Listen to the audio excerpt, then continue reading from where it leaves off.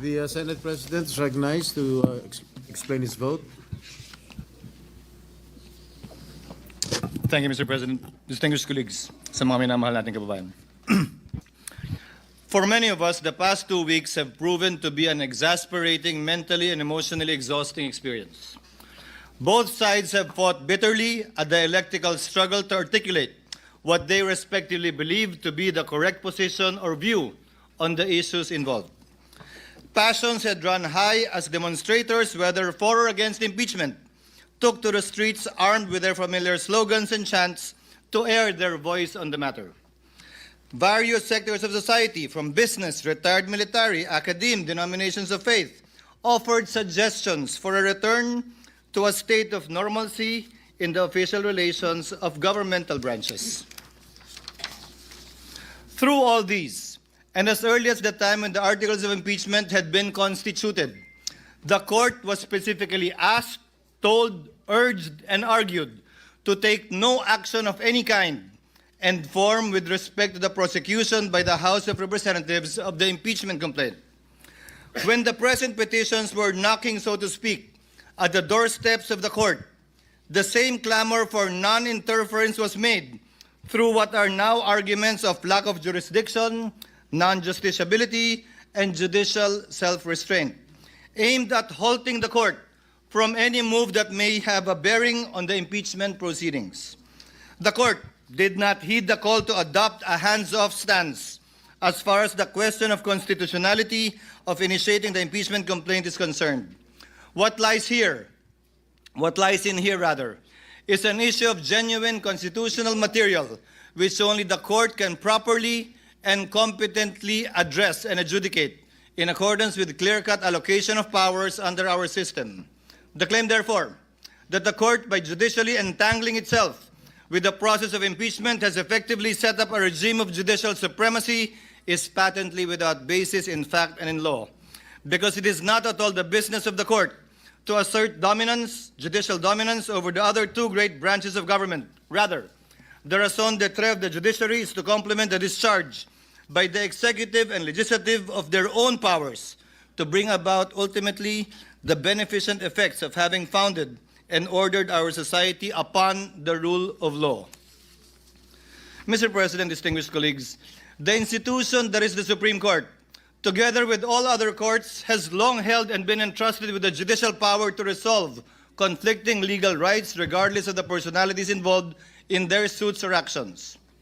The court has dispensed justice over the course of time, unaffected by whomsoever stood to benefit or suffer therefrom, unafraid by whatever imputations or speculations could be made to it, so long as it rendered judgment according to the law and the facts.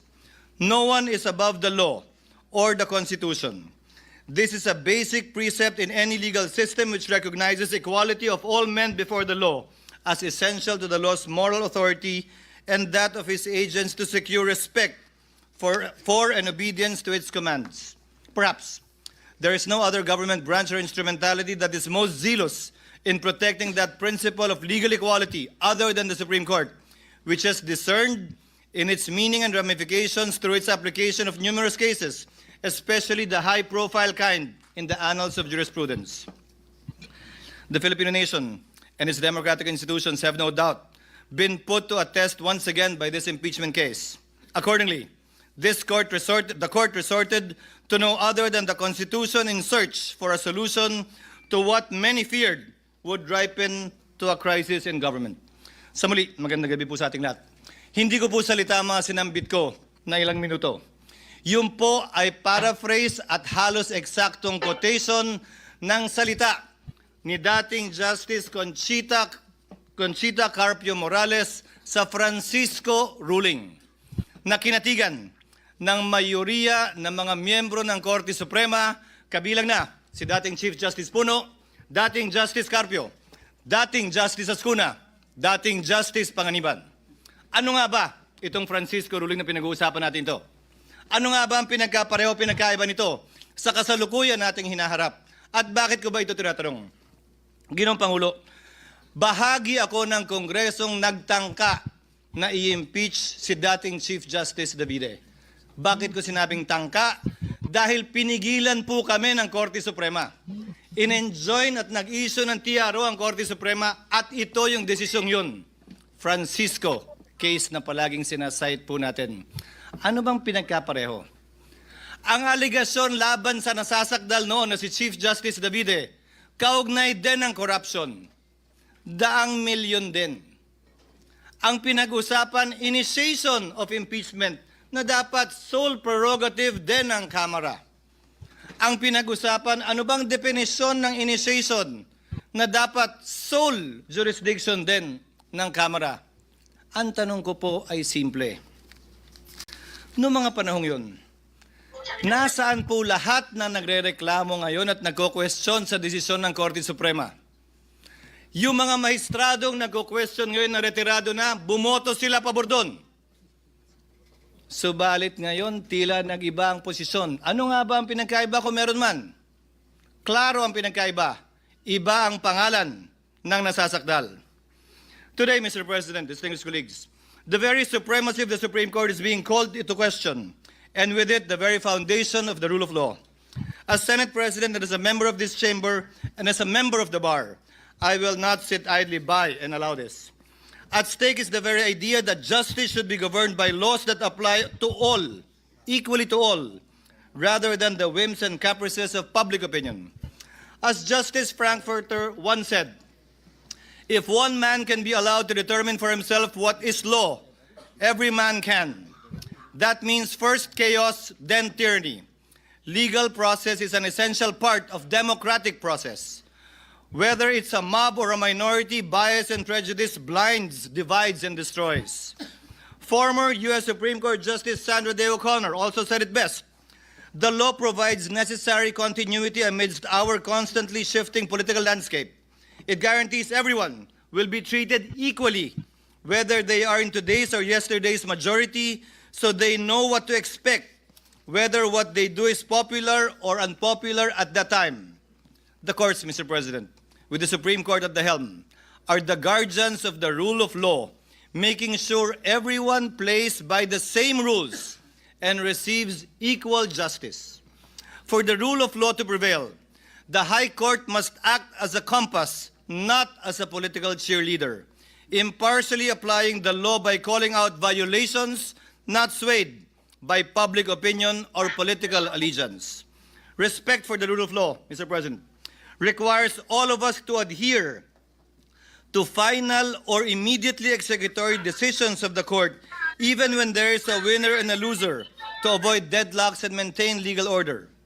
Respect for the rule of law does not bar disagreeing with court decisions, nor from forming our own opinions on the meaning and intent and letter of the spirit of the Constitution. However, we must also have the humility to accept when we are wrong once the Supreme Court has already decided. Respecting the court only when you win or when it aligns with your belief is not respect for me. It is plain arrogance or if at all, a power play. Cherry-picking court rulings destroys the judiciary's purpose. Disobeying the High Court's decision is a violation of the law because under our Constitution, decisions of the Supreme Court form part of the law of the land.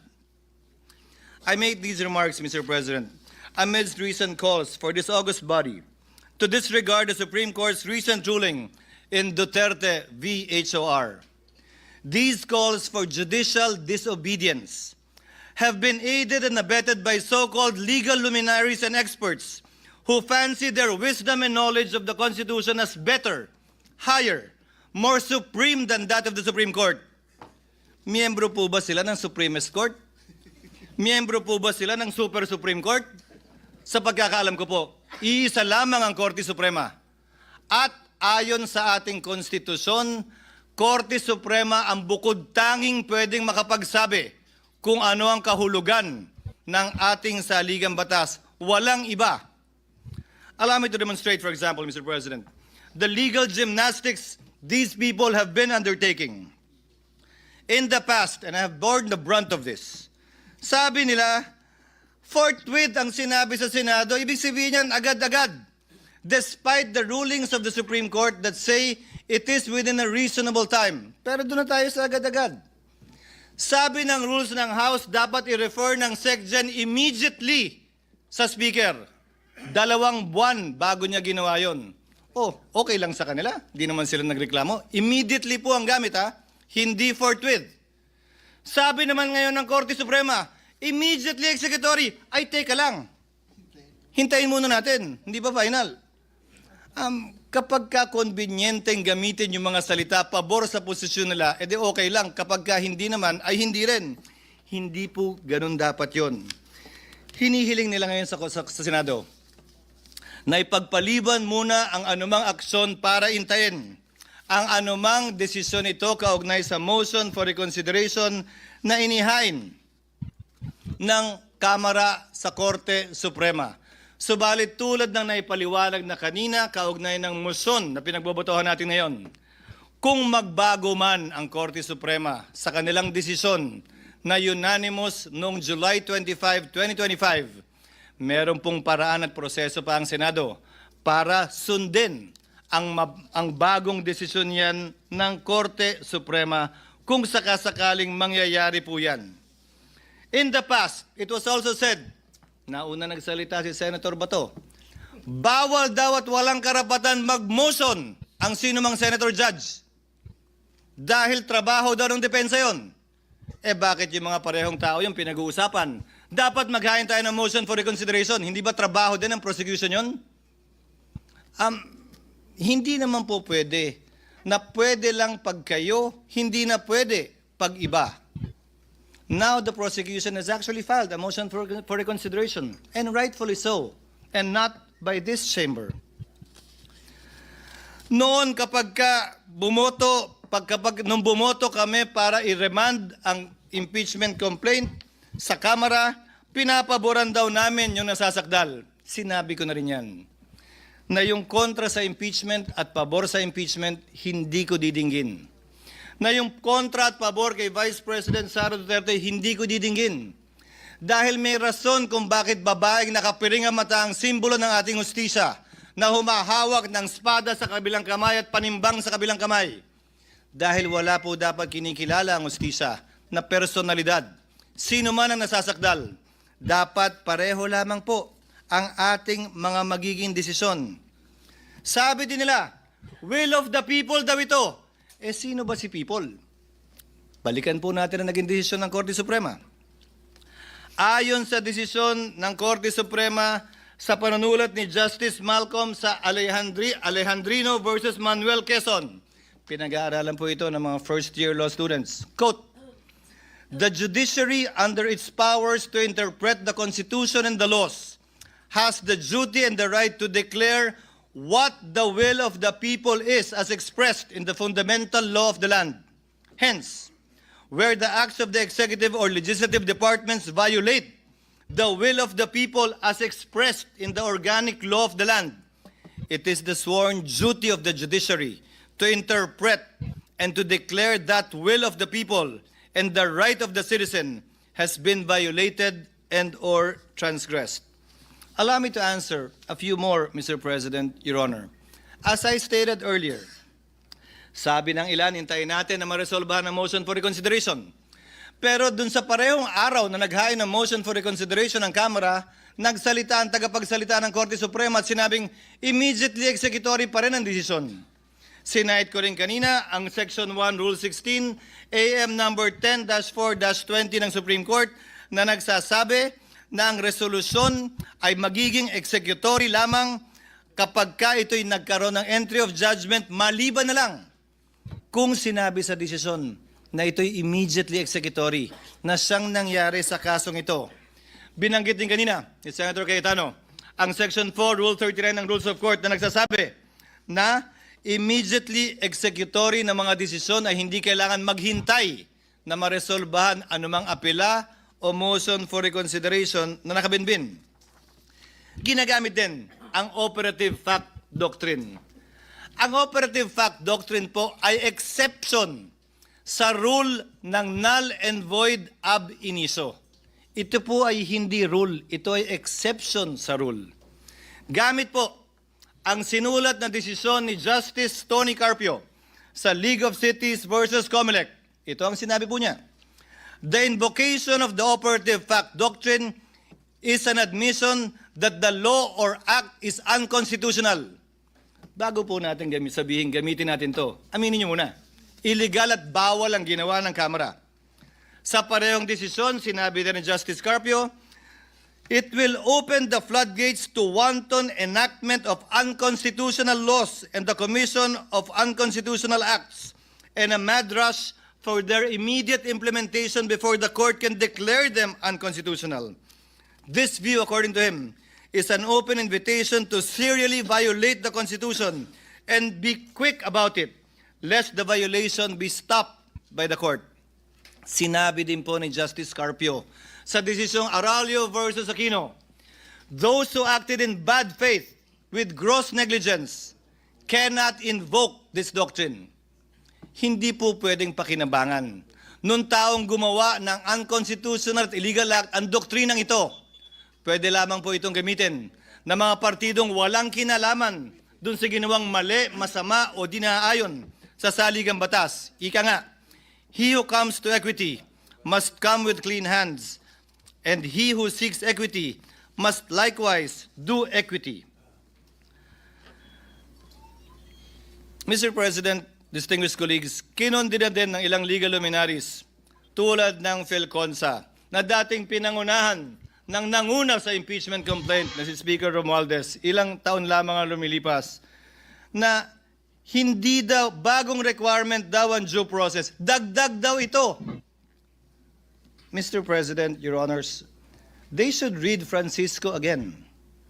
They forgot that lack of due process in the impeachment process had been raised and in fact was specifically mentioned in the separate concurring opinions. And allow me to quote the concurring opinion of Justice Panganiban. The due process clause enshrined in our fundamental law is a condition sine qua non that cannot be ignored in any proceeding, administrative, judicial, or otherwise. It is deemed written into every law, rule, or contract, even though not expressly stated therein. Hence, the House rules on impeachment, insofar as they do not provide the charged official with number 1, notice, and number 2, opportunity to be heard prior to being impeached, are also unconstitutional. Needless to say, the due process limitation on the impeachment process was already discussed in Francisco. May pumalag ba nun? Wala. Yung nagre-reklamo ba ngayon kaugnay sa bagong requirement yung due process, nag-react nung sinulat ito at naging bahagi ng Francisco ruling? Hindi ko rin po napansin. Sinabi din po ng ilang legal luminary, partikular binanggit din ito ni Speaker Romualdez, when the court begins to create rules on how it and other high officials may be impeached, it risks writing the terms of its own immunity. This point was also discussed in Francisco. Ang sabi ng korte nito, illogical ito at non-sequitur. Alalahanin po natin. Hula lamang yung gagamitin din ito pabor sa kanila. Sa kaso ng Francisco, nakaupong Chief Justice ang nasasakdal. Pero sinabi mismo ng korte, hindi bale yan. Hindi namin pinapaboran ang kabaro namin sa pagbaba namin ng desisyong ito. Mr. President, the Constitution establishes a system of checks and balances, not a system of retribution. Threatening the Supreme Court with impeachment simply because one disagrees with the ruling is a dangerous assault on our constitutional order. The Senate, Mr. President, stands ready to uphold the integrity of the Constitution as well as the institutions created under it. My dear colleagues, we are told that to honor the court's ruling is to betray the truth, that by choosing fidelity to the law, we somehow abandon accountability, but nothing for me could be further from the truth. To this regard, the ruling would not only defy the Constitution, it would drag the nation into a crisis it can ill afford. It would erode the authority of our laws, embolden those who believe they are above it because they know it all or simply know better. To those seeking to disregard the Supreme Court's decision, I ask these simple questions, Mr. President. Again, in light of the Francisco ruling on former Chief Justice Davide, and it was okay then because they did not want then Chief Justice Davide to be impeached. Are you truly for accountability or simply anti-Duterte? Do you truly respect and want to preserve the Constitution, or you simply hate the Vice President? Are you serving the nation's interest or protecting and pursuing your own personal ambitions or agenda? Are you fighting for truth, or are you simply after revenge? Do you really want a trial, or do you just want a conviction? Do you really believe that we are wrong, or do you simply think and feel entitled and believe that you are always right? Remove the name, Mr. President, of the Vice President in this case. Apply the decision of the High Court, as Senator Cayetano said earlier, to another impeachable official. Would your positions be the same? When I was faced with this situation, Mr. President, I respected the court's decision, even if I disagreed with it. I am still voting to respect that court's decision. As quoted at the start of my speech, Mr. President, the dispensation of justice over the course of time should be unaffected, whomsoever stood to benefit or suffer therefrom. The courts should be unafraid of whatever imputations or speculations could be made against it by those disagreeing. I will not cast a vote that says complying with the Supreme Court ruling is optional. Anyone who will say, I will respect the Supreme Court today and condemn it tomorrow, is not showing fidelity to the Constitution. It is submission to the passions of the day, to the shifting winds of public sentiment that may or may not be just. Fidelity to the Constitution, Mr. President, must prevail even when it is unpopular, inconvenient, or misunderstood.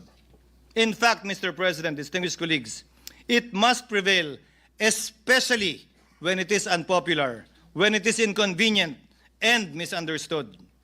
Finally, Mr. President, let today's verdict be a stern and unequivocal warning to anyone who would dare use the Senate for their personal battering ram to further their personal political ambitions. To the House of Representatives, I say, do not allow yourselves to be used for the blind hatred and ambition of a few who did things haphazardly, gravely abused their discretion, and violated due process rights under the Constitution as found by the High Court itself. In spite of all these, you expect everyone to roll over in obedience. When we did not, you moved hell and high water to destroy personalities, malign reputations, and tarnish institutions. To these people, I say this: the Senate is not your playground to run after your political enemies. We are not an accomplice in any grand scheme. While others may be willing to play your game, I am not. I will never bow to a mob. I will never cower to the shrillest of voices. Let history, Mr. President, record that in this moment, we chose the Constitution.